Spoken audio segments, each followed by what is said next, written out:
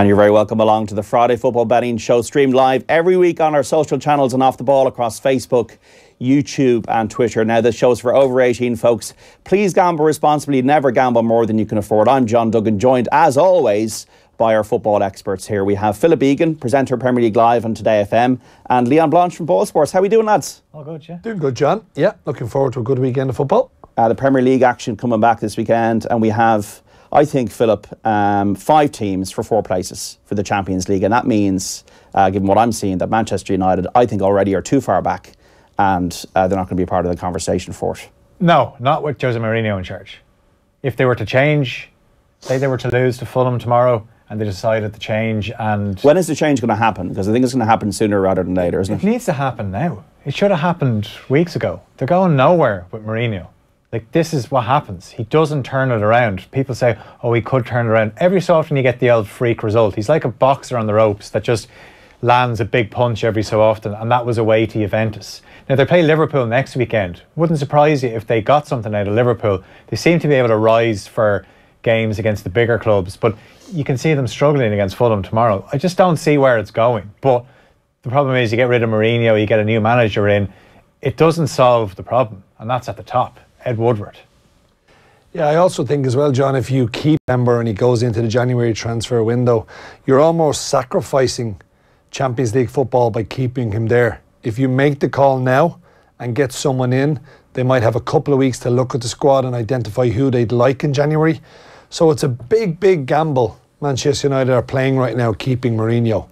You definitely, as a fan, you'd want them out of there, because the players are just not playing for him. It's just miserable. Everyone looks sad. Mourinho looks sad. The players look sad. The fans look sad. He's brainwashing them. He's convincing them, oh yeah, 2-2 against Arsenal wasn't bad. They're 8th. They're 18 points behind Manchester City. They finished 19 behind them last season. We're in the first week of December and they're already 18 behind. They're 16 behind Liverpool. They're 2 rivals. Their neighbours and their biggest rivals in terms of the team they hate the most are streets ahead of them in quality and points. And it just seems bizarre that United fans just don't seem to care anymore, because the fight has been knocked out of them. And even a man like Zidane, the rumours are that he would take it. Imagine him just coming into that training ground or that dressing room, and what that would do for the players, first of all, but for the entire club. It would give them a massive lift. And you would... Man United have got one of the best squads in the league, John. Let's not forget this. They should not be in 8th place with the quality and calibre of talent he has at his disposal. He's just not doing a good job. Would Zidane, as Leon's saying there, Philip, improve the players? Absolutely. Even if Mourinho walked out the door, even if they'd no manager, I think the team would improve, because they'd all be thinking, well, thank God he's gone. Now we can actually enjoy ourselves again. Yeah.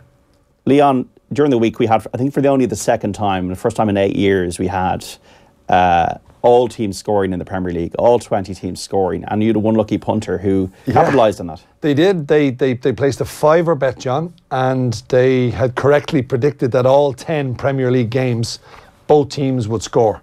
And they got themselves €6,500 profit.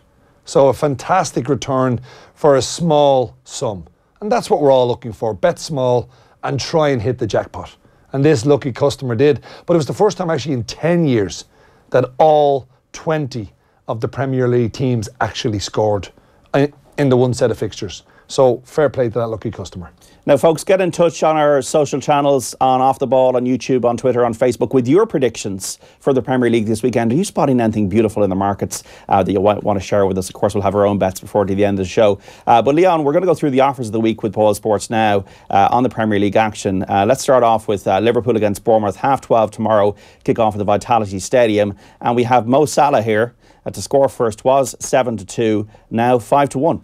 Yeah, it's a big enhancement. Salah came off the bench. Obviously, Jurgen Klopp rotated his entire squad. I think he made 7 changes for the victory against Burnley. Salah came on and assisted the final goal that really put the nail in the coffin when he gave a lovely ball to Shaqiri. He'll start tomorrow, I'm sure, having been rested. And anytime you get Mo Salah, John, at 5-1 to open the scoring, it's a decent offer. Now, we've got a treble offer as well here on the Friday Football Betting Show, with thanks to Ball Sports. Arsenal, Manchester City and Tottenham to win, Arsenal playing Huddersfield, City going to Chelsea, Spurs travelling to Leicester. All tomorrow. Was 7-2, now 5-1.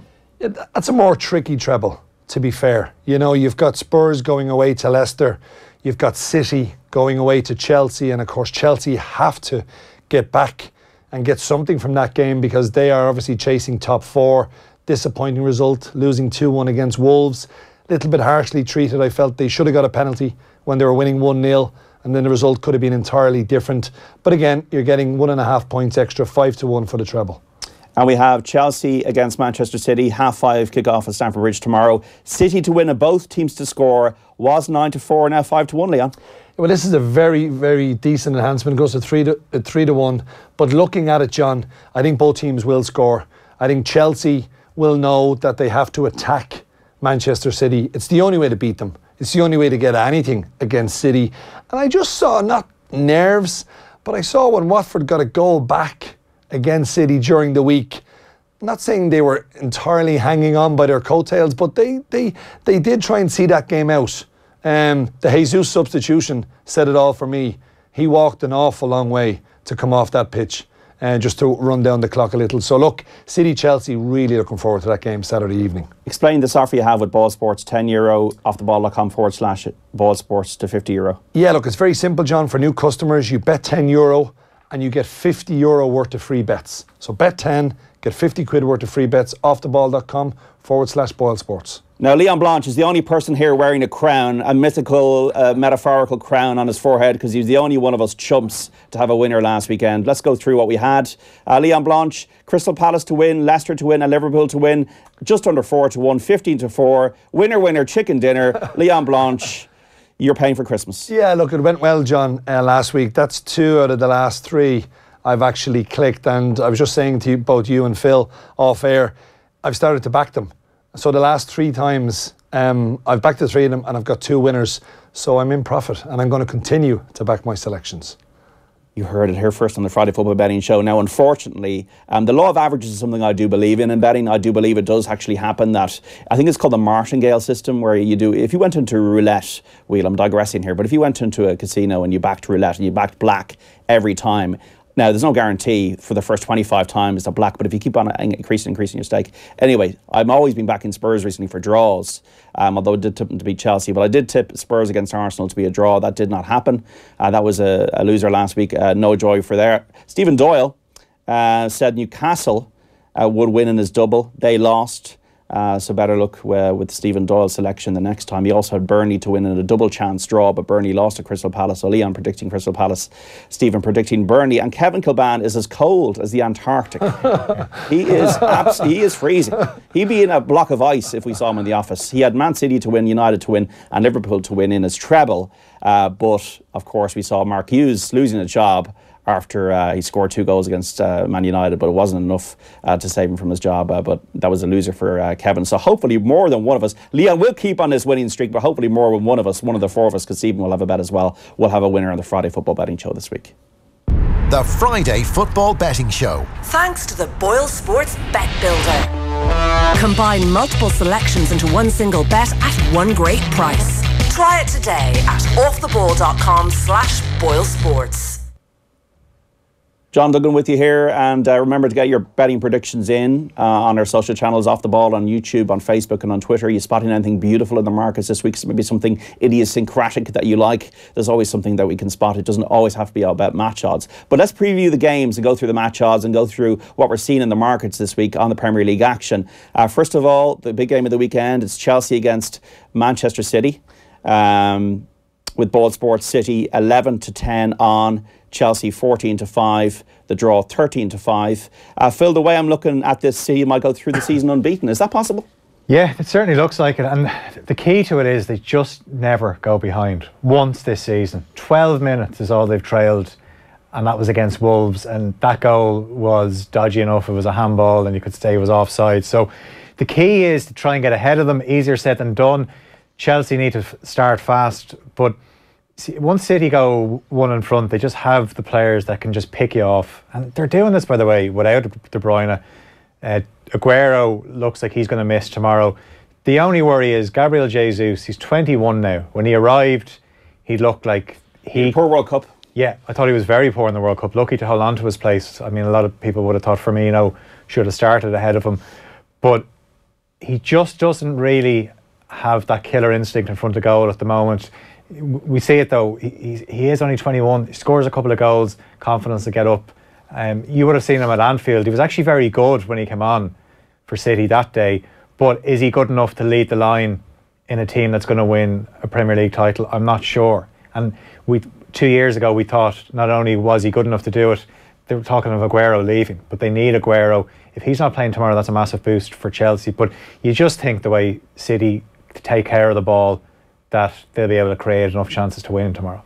Now, Leon, City, Leroy Sané has scored 6 out of 8 goals in 8 Premier League starts this season. So 8 starts, 6 goals. He's definitely one to watch out for in the goal scorer market. Phenomenal return, John, and like here's a young guy who has as much talent as you want as a footballer, and he's really knuckled down, and I've been very impressed with his attitude. I think he's completely turned his attitude around because Guardiola told him to, and he listened, because he wasn't even getting in the squad. Well, he also wasn't in the Germany squad for the World Cup, and maybe that helped, certainly. But I think when you look at the likes of Sané, Sterling, Mahrez, David Silva, Bernardo Silva, I agree with Phil's point. I don't think Jesus is the man to lead the line, but when you've got all that supporting cast behind the number 9, whoever they pick up front, if Aguero is not playing, it is a huge boost to Chelsea.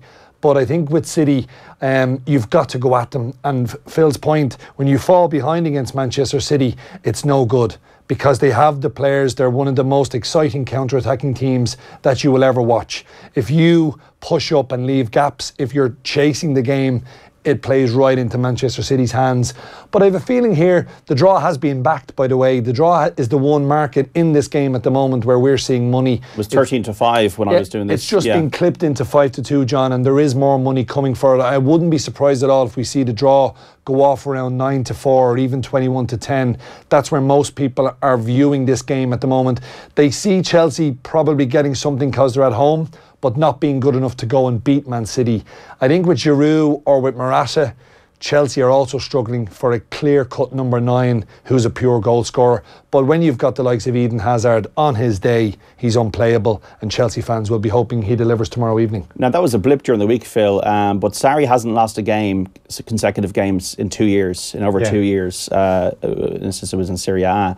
Can they bounce back and trouble City tomorrow, do you think? Do they have it in the armoury to do so? They certainly do. They obviously left Jorginho out for the Wolves game, and like Leon touched on earlier, they should have got a penalty at 1-0. Morata was clearly taken out of it by Willy Bolly, but the referee didn't give a penalty. So they were unlucky there. Fabregas played in that role. He still won't play Kante in a deep line role, which I understand. He wants his deepest midfielder to be a playmaker. So maybe tomorrow is a day that we'll see the best of Kante in terms of he's a bit further forward and he's trying to pick off any mistakes that Manchester City make. Hazard, we talked about Hazard couldn't keep this run going. He hasn't scored a Premier League goal since the 7th of October in that 3-0 win at Southampton.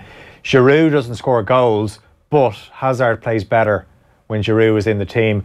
You saw France win a World Cup with Giroud in their team. He doesn't necessarily have to score goals, but he's a focal point. And what Watford did the other night that was pretty impressive was they were physical with City at the back. And I don't think Vincent Kompany is going to start. So if you're looking at John Stones and Laporte as your centre halves, Giroud can certainly give them a few problems in terms of physicality. I actually think a draw. Call it? Draw.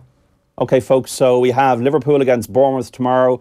That's the half 12 start at the Vitality Stadium. The Boyle Sports odds for this one are, in terms of match odds, Liverpool 10-6 on, Bournemouth 4-1, the draw 16-5. I was looking through the stats in this game, folks, and Firmino has been involved in 5 goals in his last 5 Premier League appearances against Bournemouth, and Callum Wilson has scored 8 goals in 15 Premier League matches this season. So Leon Blanche, surely you should be looking at them in the goal scorer markets. Yeah, I think Callum Wilson, he was exceptional again the other night when Bournemouth won. He scored 1, he assisted 1. Fraser done the exact same thing. He assisted Wilson and he got on the score sheet himself. This is a very tricky game, John. And an early kick-off, Liverpool will probably make their way down to the south coast tonight to get ready for this game. I think the injury to Joe Gomez is absolutely crucial to Liverpool. not maybe so much for tomorrow's early kickoff, but when you look at the games that are forthcoming, Napoli, they've got City early January, they've got Man United, they've got Arsenal, they've got some big matches, and missing Gomez, I think, will be a serious blow. However, Liverpool are just getting into this groove of just winning matches. And I was very worried as a fan, first of all, the other night when I saw how many changes he made. Like, when you think about Origi and Sturridge starting up front, it doesn't fill you with confidence. But they got the job done. They even fell behind, and they still got the job done. And Firmino scored with his first touch when he came off the bench. He's a player at the minute who's adapting to a new role within the team. He's not playing up front. He's kind of in that number 10 role. I don't know whether it suits him entirely. I don't know whether I'd like to see him as the 9 and Shaqiri as the 10, with Salah going back out on the wing. But they are getting the job done. It's a chance for Matip or Lovren to come in and stake their claim. Are they as good as Joe Gomez? No. But can they do a job? Hopefully.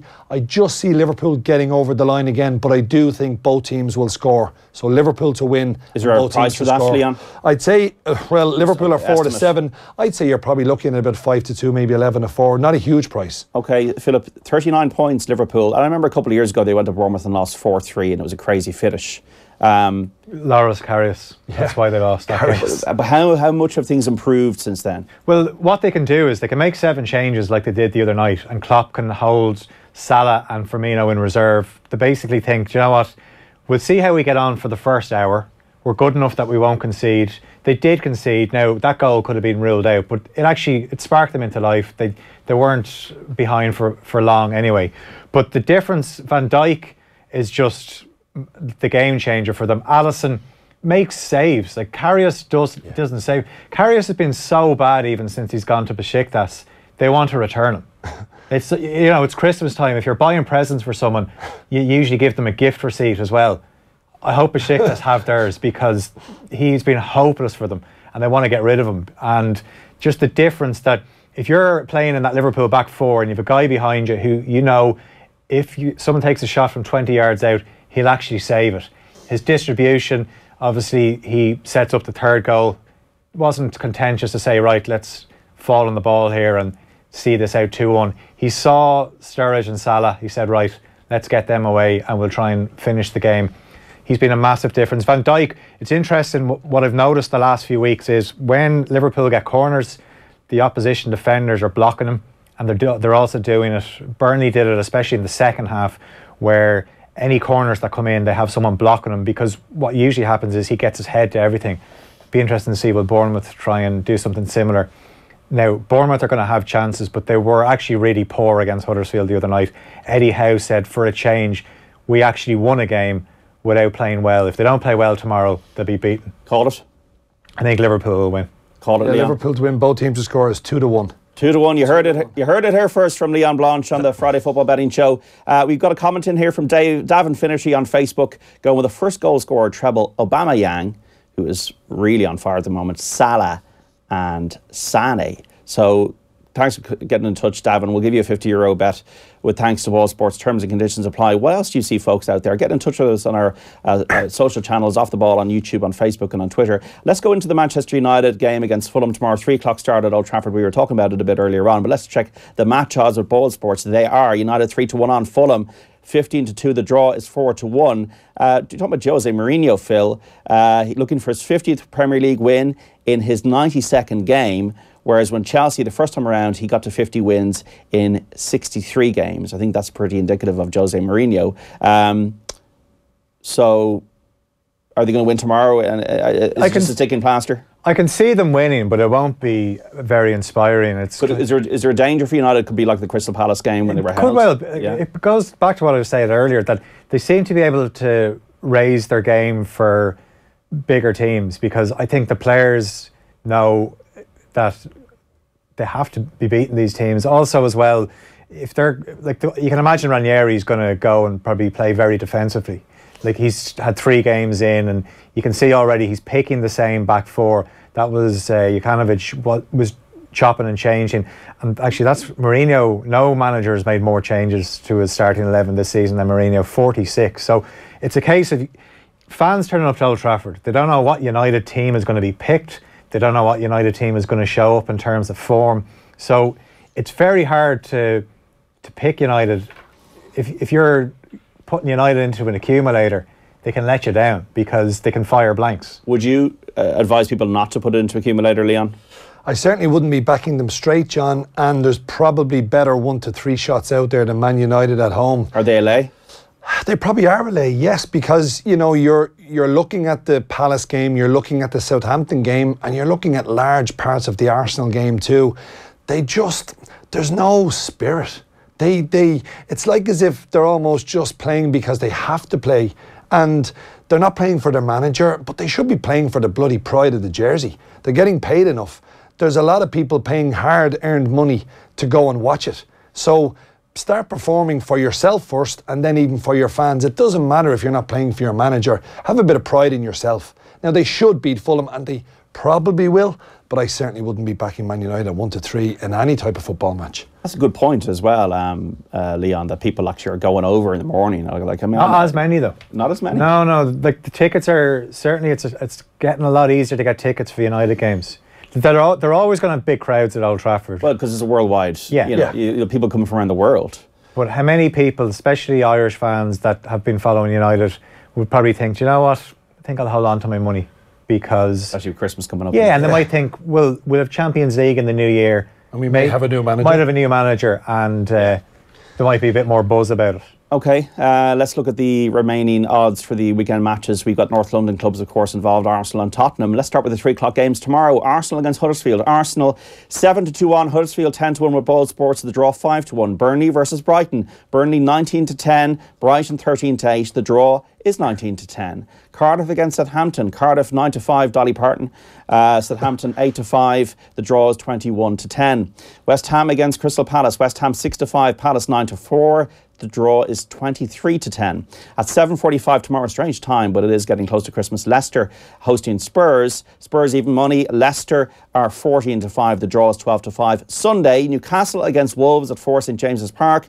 Newcastle 19-10. Wolves 8-5. The draw 2-1. And a Monday night at 8 o'clock, Everton hosting Watford. The Toffees 4-3 on. Watford 7-2. The draw is 13-5. Philip Egan, we saw great North London derby last week. Would you expect both teams to win? Yeah, and Spurs are actually a great price to win because we don't know if Jamie Vardy is going to play. He obviously has done some damage against Spurs in recent seasons, but if he's not playing, then Spurs would fancy their chances of winning that one. Arsenal are going to beat Huddersfield. They had their chance last week. I felt missed opportunity against Brighton, but Arsenal will continue that unbeaten run. It's got one of those, 2 or 3-0. I wonder, can they actually be leading a game at half-time? Well, just on that, and Philip just mentioned that, they've scored the most second-half goals in the competition, 25, Leon. Now 20 games unbeaten in all competitions. But if you're an in-running punter, knowing these stats, knowing that Arsenal finish game as well is important, like if they go behind or if it's goalless at half-time, to keep the faith. Absolutely. And it's a crucial point. You look at their second-half goals and you look at their performances in the second half. They really finish games very strongly indeed, and you wouldn't be surprised. It's a 3 o'clock kickoff. Huddersfield will go there and try and keep it as tight as they possibly can. Like Arsenal are 4s on at the minute, so if it's 0-0, they won't be a huge price at half time, but if you're an odds-on favourite backer, you will watch this game, you'll watch how it's going, and if Arsenal are not winning at half-time, you'd be very confident that they can get the job done in second half. Aubameyang is only 2-1 to score the first goal. First goal, wow. First goal. Wow. Lacazette is only 3-1. That is skinny. It's very tight. You wouldn't be advising anyone to take those. How does he take it, though? He is. So, look, I suppose you're looking at the form. He was very unlucky not to score at Old Trafford as well. A couple of good saves by De Gea. I fully expect Arsenal to win. I think there'll be goals in this game. Maybe if you're looking for it, definitely over 2.5, maybe take a chance. I think over 3.5 is around about 6-4. I think there'll be a lot of goals in this game. Huddersfield can't keep clean sheets, and Arsenal play very attractive football. Harry Kane has scored 13 goals and 11 appearances against Leicester City. So once again, Leon, you need to know these things before you size up a market. Yeah, absolutely. And look, John, this is what you should be doing before you place any type of bet. The stats are out there for everybody to go and have a look at. And certain players have tremendous records against different clubs. And there's no coincidence that they keep scoring against them. So, look, Harry Kane at the moment anyway, he's just on fire. He'll play every game. You're guaranteed of that. He is their main striker. They do create chances. So the probability of him scoring against Leicester is very real indeed. And if you're a first goal scorer better, which I am, I like to do 2 or 3 in a double or a treble per week. I nearly always put Kane in for first goal scorer if I fancy Spurs. Philip, which teams, without giving your bet away, are trending in the right direction? Which teams are trending in the wrong direction? Cardiff are going well. That's an interesting one because obviously we'll be getting our first look at Southampton under Ralph Hasenhüttl. So I can imagine Neil Warnock now telling his players, we'll show them what England's like, even though Cardiff is in Wales. We'll show them what the English game is all about with our Welsh club. But I think Southampton have actually done the right thing, and maybe this is the kind of manager that will get their identity back, because Mark Hughes, they were going down the route of Swansea. That's what I felt with Southampton. Is this guy good? Do you know much about him? He had good records with Leipzig and Ingolstadt, but he is going to play a very similar kind of Klopp game where it's all about pressing, and not just like people think pressing, you know, sure, Ireland did that under Jack Charlton. No, there's complex ways that they press, and I wonder how long it'll take him to implement it. But certainly if you're in that Southampton team, prepare to run, because that's what he's going to demand. Any money you're noticing going anywhere in other markets, Leon? There has been a bit of support, John, for Burnley. And I suppose if you look at their performance against Liverpool, it was more like it. It was more like Sean Dyche. It would want to be. It would want to be. They're in free fall. They are in free fall, and I think he made a very good point after the game. He said, it's great that we got up against one of the big boys. He said, now we've got to bring that level of performance against some of the teams who are in and around us, and we need to start picking up points. They've just come under 2-1, so they have been back to beat Brighton at home. Burnley are at home. And I think Duffy is a huge loss for Brighton at the central defence. So I can see why people are backing Burnley. And I also really like West Ham at home. They're bidding to win their 3rd game in a row for God knows how long. But it's a massive opportunity for them at home against Palace. Palace were absolutely dreadful against Brighton. I don't know what went on, because they were very good at last weekend to actually get that home win. So I like West Ham, and I think they're going towards even money. I think they're around about the 6-5 mark at the moment. So West Ham for me. Okay, so Emmanuel Pellegrini obviously is getting into grips with West Ham, but let's get into putting you out of your misery with this week's bets from our expert panel. Sometimes it's more expert than others, depending on how lucky we are during the week. But let's get to it. Leon Blanche giving you one last week. You get the honour. It's like the golf, isn't it? You're on the tee. You get to tee off first. So you've gone for a treble, Leon. Manchester United to win, Arsenal to win, and Tottenham to win, coming out at odds of 7-2. Yeah, look, I think Arsenal will win at home. I think Man United will definitely just get over the line against Fulham. And look, the only one that I felt was a little bit tricky was Spurs away against Leicester. But backing up what Phil said earlier, if Vardy doesn't play, it's a huge plus for Spurs. But I even think if he does play, I think Spurs have got enough in their locker. Their bench looks better. There's players that can come on and help change a game. And I think Spurs will win. So yeah, going for my treble. Stephen Doyle from 98FM is usually in the studio. He's not actually here today, but he's got West Ham to win against Crystal Palace and over 1.5 goals at 9-5. So that's Stephen's bet this week. Philip Egan, you've picked West Ham to win as well. Yeah. And Burnley to win. I am all about the clarets. Oh my God! Yeah, Leon actually touched on it there. Drinking claret. Yeah, but like Burnley, obviously, I watched the Burnley Liverpool game in full the other night, and they were good. Like they were the old Burnley getting stuck in. Shane Duffy will be a loss. Glenn Murray looks like he's out as well. Brighton tend to be pretty poor away from home, and I've gone for West Ham, even though Arnautovic is out. Palace just this Zaha and Townsend, they're two wingers playing up front. Some days they'll be good. Like Townsend scored a great goal against Burnley last week, but that's probably his quota used up. There's a problem at the Palace training ground with mice, so maybe they haven't been training properly. And I think West Ham are just coming into form. Hernandez playing well. Robert Snodgrass, who was signed after they got rid of Dimitri Payet, and people, he's a journeyman, isn't he? Yeah, but on his day he can be quite good, and I think people obviously judged him because he was Pyatt's replacement, but he was never a replacement for Pyatt because chalk and cheese there. But yeah, I just have a feeling Burnley and West Ham are going to do the job for me this week. And that comes out at a price of 6-1 for Philip Egan, Burnley and West Ham. Kevin Kilban has gone for Burnley to win as well. And as you put the kiss of death in you, Phil, and Manchester City to beat Chelsea. That comes out of 5-1 for Kevin Kilban. Burnley and Manchester City to win. Surely Kevin Kilban, through some kind of law of football or averages or science or luck or whatever, that you'll have actual winner. And I'm the last one to give my bet this week. And it is for West Ham to beat Crystal Palace. Keep it simple, folks. No accumes. I'm not an accume person. Each to their own. 6-5. It's an absolute banker. It's an absolute steal. Going to Newcastle winning. They're on a run. I think Palace, as Leon said, were poor away from home. And I think at 6-5, I think at odds against, they should be probably an odds-on shot. And I think Leon is right that they'll probably go towards even money, and the money is coming for them, I think, possibly more than any other market. So that's it for the Friday Football Betting Show. Lads, thanks. Thank you. Enjoy your weekend's football. We'll be back, of course, next week at 12:30 to look ahead to Liverpool against Manchester United and all the Premier League action. Please, folks, gamble responsibly. Don't gamble more than you can afford. Have a bit of fun, but don't lose your shirt. And we're back next Friday. Until then, bye-bye. The Friday Football Betting Show. Thanks to the Boyle Sports Bet Builder. Combine multiple selections into one single bet at one great price. Try it today at offtheball.com/Boyle Sports.